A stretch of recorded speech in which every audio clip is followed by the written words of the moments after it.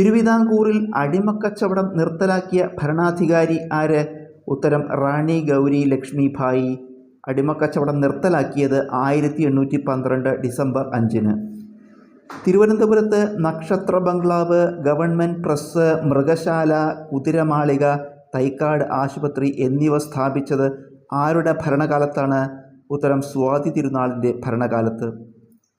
ആധുനിക തിരുവിതാംകൂറിൻ്റെ പിതാവ്, നെയ്യാറ്റിൻകരയുടെ രാജകുമാരൻ, തിരുവിതാംകൂറിലെ ഉരുക്കു മനുഷ്യൻ, ആധുനിക അശോകൻ എന്നിങ്ങനെ അറിയപ്പെട്ടതാര്? ഉത്തരം അനിഴം തിരുനാൾ മാർത്താണ്ഡവർമ്മ. ഗദ്ദർ പാർട്ടിയെക്കുറിച്ച് ചില പ്രസ്താവനകൾ. ഗദ്ദർ പാർട്ടി രൂപീകരിച്ചത് 1913 നവംബർ 1-നാണ്.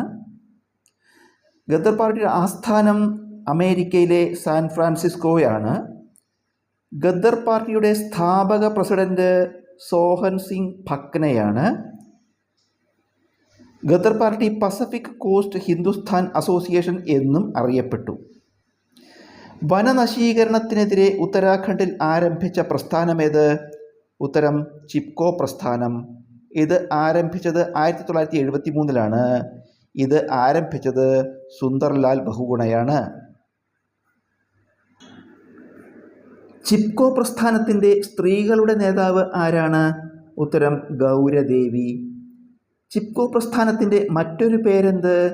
ഉത്തരം ഹഗ് ദ ട്രീസ് മൂവ്മെൻറ്റ്. പ്രസ്ഥാനം സ്ഥാപകൻ. ആനന്ദ മഹാസഭ സ്ഥാപിച്ചത് 1918-ലാണ്. സ്ഥാപകൻ ബ്രഹ്മാനന്ദ ശിവയോഗി. ജാതിനാശിനി സഭ സ്ഥാപിച്ചത് 1933-ലാണ്. സ്ഥാപകൻ ആനന്ദ തീർത്ഥൻ. ഈഴവ സമാജം സ്ഥാപിച്ചത് 1902-ലാണ്. സ്ഥാപകൻ ടി.കെ. മാധവൻ.